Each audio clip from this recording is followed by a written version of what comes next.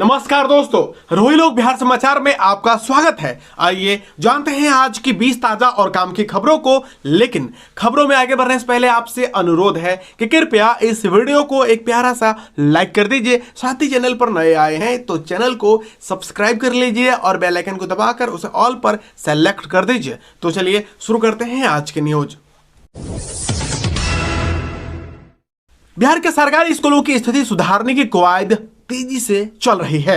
वहीं सरकार ने कई नए प्रयोग का भी निर्णय लिया है। पहले सीएम नीतीश कुमार ने बैगलेस सुरक्षित शनिवार का शुभारंभ किया और सभी स्कूलों में लागू भी कर दिया गया। वहीं अब शिक्षा विभाग ने हर महीने के चौथे शनिवार को सरकारी स्कूलों में पीटीएम यानी पेरेंट्स टीचर मीट आयोजन करने का फैसला लिया है। विभाग के अपर मुख्य सचिव दीपक कुमार सिंह ने इसको लेकर सभी डीओ को पत्र लिखकर आदेश दिया है।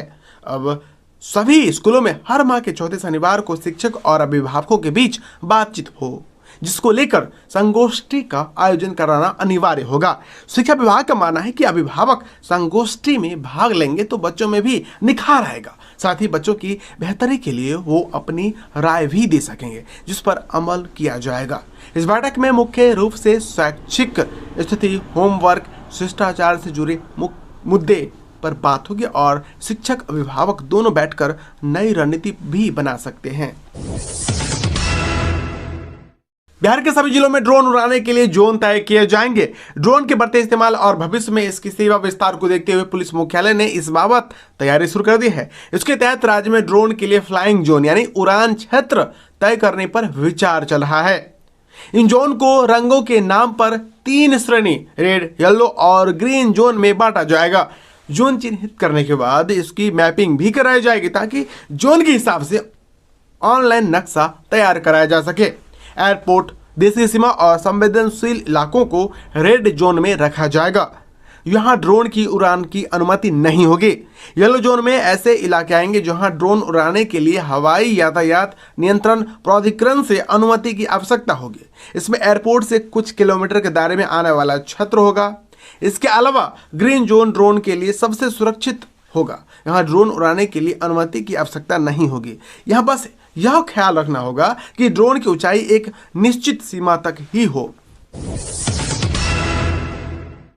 बिहार में अब बिजली उपभोक्ताओं को बड़ा झटका लगने वाला है। तय लोड से अधिक बिजली का खपत करने पर अपने आप लोड बढ़ जाएगा। अब उपभोक्ता खुद से अपने खपत के आधार पर कनेक्शन का लोड नहीं बढ़ाएंगे तो बिजली कंपनी स्वयं लोड को बढ़ा देगी। हालांकि इसकी जानकारी बिजली विभाग यानी बिजली उपभोक्ता के मोबाइल पर दी जाएगी। बिजली कंपनी को लगातार कई महीनों से स्मार्ट प्रीपेड मीटर में अधिक बिजली खपत होने की शिकायत मिल रही है, जिसके कारण बिजली कंपनी परेशान हो गया है। जिसके बाद बिजली कंपनी ने इस तरह की व्यवस्था की है। जानकारी के अनुसार स्मार्ट प्रीपेड मीटर को लेकर उपभोक्ताओं की यह शिकायत थी कि पूर्व की तुलना में उनका बिजली बिल अधिक हो जा रहा है। उपभोक्ता द्वारा रिचार्ज की राशि बहुत जल्द खत्म होने की बात कही जा रही थी। जब बिजली कंपनी ने संबंधित एजेंसी के साथ मिलकर जांच कराई तो यह बात सामने आया कि कई उपभोक्ता ने अपने बिजली कनेक्शन के तहत जो लोड ले रखा है उससे अधिक बिजली का खपत वे कर रहे हैं। खपत के दौरान यूनिट बढ़ जाने के कारण यह समस्या आ रही है। बच्चों का आधार कार्ड बनवाने के लिए अब आपको कहीं जाने की जरूरत नहीं पड़ेगी। आशा कार्यकर्ता के जरिए आधार कार्ड अब घर पर ही बन जाएंगे। आशा कार्यकर्ता की सूचना पर डाकिया या शाखा डाकपाल बच्चों के घर पर जाकर आधार कार्ड बनाएंगे। सरकार शिशु के जन्म लेने के साथ ही आधार कार्ड बनाने का प्रयास कर रही है। मोबाइल और गाड़ी की तरह ही अब आप किताबें भी EMI पर खरीद सकते हैं यानी लोन पे ले सकते हैं। राजकमल प्रकाशन जल्द ही इस योजना की शुरुआत करने वाला है। प्रकाशन समूह की ओर से यह जानकारी रविवार को एक कार्यक्रम के दौरान दी गई, जिसमें बिहार के मुख्यमंत्री नीतीश कुमार भी शामिल हुए। प्रकाशन समूह के अशोक महेश्वरी ने बताया कि जल्द ही पुस्तकों को किस्तों में बेचने की योजना है। इससे पाठकों को सीरीज में छपने वाली पुस्तक आसानी से मिल जाएगी। पाठक हर माह थोड़े थोड़े पैसे देकर पुस्तक खरीद सकता है। पुस्तकों के लिए मोबाइल, गाड़ी की तरह ही EMI की व्यवस्था होगी। बिहार के मौसम में तेजी से बदलाव हो रहा है। दिन में जहां गर्मी का एहसास हो रहा है, वहीं रात में तापमान में गिरावट होने से सिहरन महसूस हो रही है। मौसम विभाग की माने तो पछुआ और उत्तर पछुआ हवा का प्रवाह सतह से 1.5 मीटर ऊपर तक बना हुआ है, जिसकी गति लगभग 8 से 10 किलोमीटर प्रति घंटे की है और इसी कारण अचानक ठंड में बढ़ोतरी होने लगी है। मौसम विभाग का पूर्वानुमान है कि अगले 5 दिनों तक मौसम शुष्क रहेगा और न्यूनतम तापमान में 2 से 3 डिग्री तक की गिरावट होगी।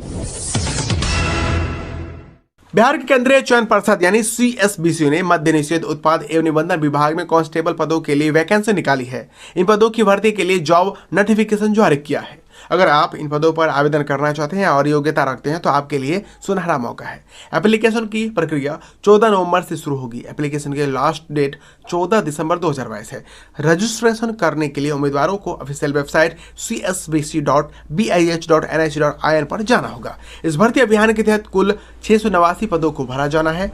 इन पदों पर आवेदन करने के लिए उम्मीदवारों को 12वीं पास होना जरूरी है। साथ ही बिहार सरकार के मदरसा बोर्ड द्वारा निर्गत मौलवी प्रमाण पत्र या बिहार राज्य के संस्कृत बोर्ड द्वारा निर्गत शास्त्री यानी अंग्रेजी सहित अथवा आचार्य अंग्रेजी साहित्य प्रमाण पत्र अथवा राज्य सरकार द्वारा मान्यता प्राप्त अन्य समकक्ष शैक्षणिक अर्हता होनी चाहिए। जनरल कैटेगरी के लिए उम्मीदवारों की उम्र सीमा 18 से 25 साल की होनी चाहिए। वहीं ओबीसी कैटेगरी के लिए उम्र सीमा 18 से 27 वर्ष होनी चाहिए। कांग्रेस बिहार में भी भारत जोड़ो यात्रा शुरू करेगी। बांका के मंदार पर्वत से 28 दिसंबर को शुरू होने वाली यह यात्रा 1023 किलोमीटर के सफर के बाद बोधगया में समाप्त होगी। इस यात्रा के क्रम में कांग्रेस नेता राहुल गांधी, अध्यक्ष मल्लिकार्जुन खड़गे सहित पार्टी के कई वरिष्ठ राष्ट्रीय नेता भी शामिल होंगे। रविवार को बिहार दौरे पर आए कांग्रेस के वरिष्ठ नेता जयराम रमेश और दिग्विजय सिंह ने इसकी घोषणा की। बिहार सरकार ने किसानों को खेती के लिए मशीनरी उपलब्ध कराने के लिए कृषि यंत्र अनुदान योजना की शुरुआत की थी। इसके तहत खेती की मशीनों की खरीद पर सब्सिडी मिल रही है। किसान इस स्कीम के लिए 31 दिसंबर 2022 तक आवेदन कर सकते हैं। इस स्कीम के तहत बिहार सरकार happy seeder, super seeder, cultivator और थ्रेसर जैसी मशीनों पर सब्सिडी दे रही है। सरकार का यह कदम किसानों के आर्थिक रूप से मदद करेगा। देश का किसान आज आधुनिक युग के साथ चल रहा है। बिहार सरकार की तरफ से rotary mulcher, super seeder, happy seeder, paddy straw chopper जैसी कृषि मशीनों पर सामान्य कैटेगरी में आने वाले किसानों को 75% तक अधिकतम सब्सिडी मिलेगी। वहीं अनुसूचित जाति, जनजाति, अत्यंत पिछड़ा वर्ग को 80% तक की अधिकतम सब्सिडी मिलेगी। पेंशनर अब घर बैठे ही पोस्टमैन के जरिए डिजिटल लाइफ सर्टिफिकेट बनवा सकते हैं। उसके लिए केवल पटना GPO के कस्टमर केयर 9430811637 पर कॉल करना होगा। कॉल करने के बाद अगले 24 घंटे के अंदर पोस्टमैन बताए गए पते पर पहुंच जाएगा। इसके लिए पेंशनर को केवल 70 रुपये का शुल्क जमा करना होगा। बिहार में सत्तारूढ़ गठबंधन का हिस्सा भाकपा माले एल ने बिहार में आरक्षण को 77% तक बढ़ाने की मांग की है। पार्टी के राज्य सचिव कुणाल ने मुख्यमंत्री नीतीश कुमार से मांगी है कि झारखंड की तर्ज पर बिहार में भी विभिन्न श्रेणियों के लिए नौकरियों में आरक्षण को बढ़ाकर 77% किया जाए। कुणाल ने शनिवार को एक बयान में कहा कि झारखंड विधानसभा ने शुक्रवार को कुल आरक्षण बढ़ाने के लिए एक विधेयक पारित किया। बिहार सरकार को भी शीतकालीन सत्र में ऐसा विधेयक लाना चाहिए। बिहार में केंद्र सरकार के सहयोग से बनने वाला एक पुल 2 राज्यों बिहार और झारखंड के बीच की दूरी खत्म ही कर देगा। मात्र 2 किलोमीटर का सफर आपको पड़ोसी राज्य की धरती पर पहुंचा देगा। केंद्रीय मंत्री नितिन गडकरी 14 नवंबर को इस पुल का शिलान्यास करेंगे। पुल बन जाने से दोनों राज्यों के लोग और करीब आ जाएंगे और एक दूसरे के सुख दुख में शामिल होंगे। इस पुल का निर्माण रोहतास में होने जा रहा है। लगभग 50 लाख आबादी को सीधे लाभ मिलेगा। जिले के नौहट्टा प्रखंड के पंडुका में सोन नदी पर पुल निर्माण होने से झारखंड की दूरी काफी कम हो जाएगी। रोहतास से 2 किलोमीटर की दूरी तय करके बिहार के लोग झारखंड पहुंच जाएंगे। बिहार के डिप्टी सीएम तेजस्वी यादव ने रविवार को पिता लालू प्रसाद यादव की सेहत को लेकर मीडिया से बातचीत की। उन्होंने कहा कि डॉक्टर चाहते थे कि परिवार का कोई व्यक्ति मेरे पिता यानी लालू प्रसाद यादव को किडनी दान करे। मेरी बहन रोहिणी की किडनी का सबसे अच्छा मेल था। इसलिए हम इसके साथ आगे बढ़े। तेजस्वी ने केंद्र और भाजपा पर भी जमकर निशाना साधा। उन्होंने रोजगार मुद्दे पर भाजपा को असफल बताया। उन्होंने कहा कि भाजपा को गिनती आती है। 3 महीने के अंदर ही लगातार नियुक्ति पत्र बांटना शुरू हो गए हैं। 16 तारीख को हम और 10,000 लोगों को नौकरी देने जा रहे हैं। 8 साल में हर साल 2 करोड़ रोजगार देने वाला वादा था, उसमें से कितना रोजगार भाजपा ने दिया?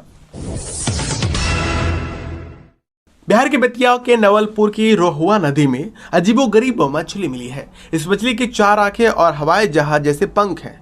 इस मछली का नाम सकर माउथ कैटफिश है। यह मछली अमेरिका की अमेजन नदी में पाई जाती है। यह मछली अब चर्चा का विषय बन गई है। लेकिन हैरानी वाली बात यह है कि यह मछली नदी के इकोसिस्टम के लिए खतरनाक होती है। सकर माउथ कैटफिश मांसाहारी होती है, जो छोटे जलीय जीवों को खा जाती है, जिससे नदी का पर्यावरण तंत्र बिगड़ जाता है। विकासशील इंसान पार्टी यानी वीआईपी के प्रमुख मुकेश सहनी ने पढ़ाई को आवश्यक बताते हुए लोगों से आह्वान करते हुए कहा है कि 1 रोटी कम खाइए, लेकिन बच्चों को जरूर पढ़ाइए। उन्होंने कहा कि बच्चे अगर पढ़ेंगे तो समाज और राज्य आगे बढ़ेगा। सहनी ने रविवार को मधुबनी के मुखियापट्टी शहर घाट में श्री श्री 108 महावीर झंडा पूजा में सम्मिलित होकर भगवान श्री हनुमान जी का पूजा अर्चना कर देश एवं प्रदेशवासियों का खुशहाली की कामना की।